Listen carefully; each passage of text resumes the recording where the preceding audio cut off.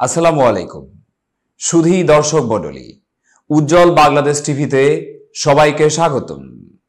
উজ্জ্বল বাংলাদেশ টিভিতে সারা দেশ থেকে সংবাদ, বিজ্ঞাপন সহ যে কোনো প্রকার ভিডিও দিন 01740612405 এই হোয়াটসঅ্যাপ নম্বরে। উজ্জ্বল বাংলাদেশ টিভির প্রতিদিনকার সকল ভিডিও দেখতে আমাদের ফেসবুক পেজে লাইক দিন এবং আমাদের ইউটিউব চ্যানেল সাবস্ক্রাইব করুন সবাই। প্রিয় দর্শক মণ্ডলী, আর দেরি না করে চলুন দেখে নিন আপনাদের জন্য উজ্জ্বল বাংলাদেশ টিভির এখনকার আয়োজন।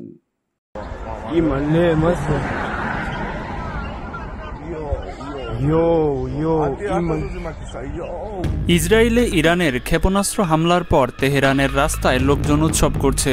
তবে ইসরায়েলের প্রধানমন্ত্রী বেনিয়ামিন নেতানিয়াহু বলেছে, ইরান সবচেয়ে বড় ভুল করেছে, এর জন্য তাদেরকে চড়া মূল্য দিতে হবে। ইসরায়েলের সহযোগীরা, বিশেষ করে যুক্তরাষ্ট্র বলেছে, ইসরায়েলের প্রতি তাদের পূর্ণ সমর্থন অব্যাহত থাকবে। যদিও জাতিসংঘ এবং ইউরোপীয় ইউনিয়ন যুদ্ধবিরতির আহ্বান জানিয়েছে। ইরান বলেছে, ইসরায়েল যদি পাল্টা হামলা চালায় তাহলে ইসরায়েলের সব অবকাঠামোর ওপর ক্ষেপণাস্ত্র হামলা চালাবে ইরান। ইরান গত এপ্রিলে ক্ষেপণাস্ত্র হামলা চালানোর পর ইসরায়েলের আন্তর্জাতিক সহযোগীরা দেশটিকে যেভাবে ধৈর্য ধারণের আহ্বান জানিয়েছিল, এবার তেমনটি হবার সম্ভাবনা খুবই কম।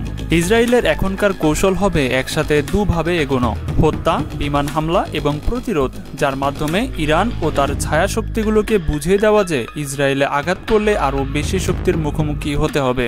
সাবেক ইসরায়েলি গোয়েন্দা কর্মকর্তা আবি মেলামেদ বলেছেন, ইরানের হামলা হলো ইসরায়েলকে বড় ধরনের পাল্টা হামলার জন্য উস্কানি দেওয়া। আমরা ইরানি লক্ষ্যবস্তুগুলোতে উল্লেখযোগ্য ও তাৎক্ষণিক ইসরায়েলি জবাব দেখতে পাব। কিন্তু ইসরায়েলের প্রতিশোধ কেমন হতে পারে? ইরানের হামলার জন্য দীর্ঘদিনের একটা পরিকল্পনা ইসরায়েলের হাতে থাকবে। এর প্রতিরক্ষা প্রধান এখন পর্যালোচনা করে দেখবেন কখন ও কিভাবে ইসলামিক প্রজাতন্ত্রটিতে আঘাত করা যেতে পারে। এর মধ্যে অবশ্যম্ভাবী সামরিক লক্ষ্যবস্তু হবে স্থলভাগে, যেখান থেকে মঙ্গলবারের ক্ষেপণাস্ত্র হামলা হয়েছে। সুতরাং ফায়ারিংয়ের জন্য ক্ষেপণাস্ত্র যেখানে রাখা হয়েছে শুধু সেই জায়গা নয়, বরং কমান্ডো ও কন্ট্রোল সেন্টার, এমনকি রেফুয়েলিং সেন্টারগুলোতেও এর আওতায় থাকবে।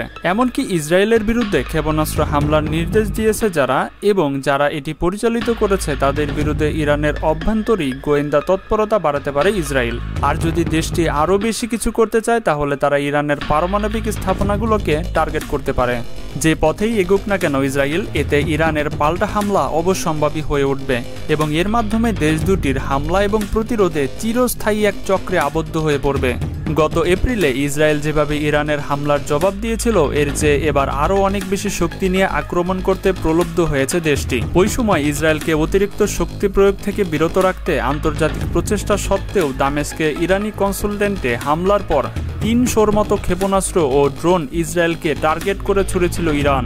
শেষ পর্যন্ত ইসরায়েল ইরানের পারমাণবিক স্থাপনার কাছে ছোট কিন্তু প্রতীকী হামলা করেছিল। এতে ক্ষয়ক্ষতি হয়েছিল কম, কিন্তু ইরানকে তারা দেখিয়েছে যে তারা চাইলে যে কোনো জায়গায়ই পৌঁছাতে পারে। এবার হয়তো এর থেকে ভিন্ন হবে পরিস্থিতি। ইসরায়েল সম্প্রতি সময়ে ওই অঞ্চল জুড়ে তার কর্মকাণ্ডগুলোকে বিবেচনা করে তার শত্রু ও হুমকিগুলোকে চিহ্নিত করা। ইসরায়েল সম্প্রতি সময়ে ওই অঞ্চল জুড়ে তার কর্মকাণ্ডগুলোকে বিবেচনা করে তার শত্রু ও হুমকিগুলোকে চিহ্নিত করা। ইরান যেমন মনে করেছে যে জুলাইয়ে তেহরানে হামাস নেতা ইসমাইল হানিয়া ও কয়েকদিন আগে হেজবুল্লাহ নেতা হাসান নাসরুল্লাহ হত্যার জবাব দিতে হবে, ইসরায়েলেও তেমনি ইরানের সরাসরি আক্রমণ নিয়ে চুপ করে বসে থাকবে না। এমনকি এর লক্ষ্যবস্তু হতে পারে ইরানের পারমাণবিক স্থাপনা থেকে শুরু করে মঙ্গলবারের ক্ষেপণাস্ত্র হামলা যেখানে থেকে হয়েছে, কিংবা ক্ষেপণাস্ত্র মজুদ রাখা হয়েছে যেখানে, সেখান থেকে নিক্ষেপ করে রেভলিউশনারি গার্ডের ঘাঁটি পর্যন্ত হতে পারে। ইসরায়েলে সরাসরি সামরিক হামলার জন্য ইরানকে কঠোর পরিণতির হুমকি দিয়ে যুক্তরাষ্ট্র পরবর্তী করণীয় নির্ধারণে জোর দিয়েছে। হোয়াইট হাউসের জাতীয় নিরাপত্তা উপদেষ্টা জ্যাক সুলিভান বলেছে, এ বিষয়ে ইসরায়েলের সাথে একযোগে কাজ করেছে যুক্তরাষ্ট্র।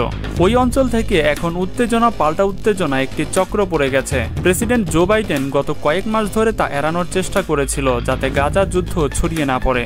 এর মাঝে আবার ইসরায়েলকে নিরবিচ্ছিন্ন অস্ত্র সরবরাহ করে গেছেন।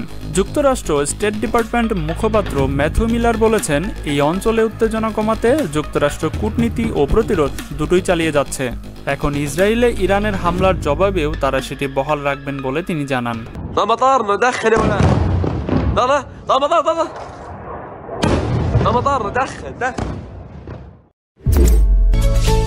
উজ্জ্বল বাংলাদেশ।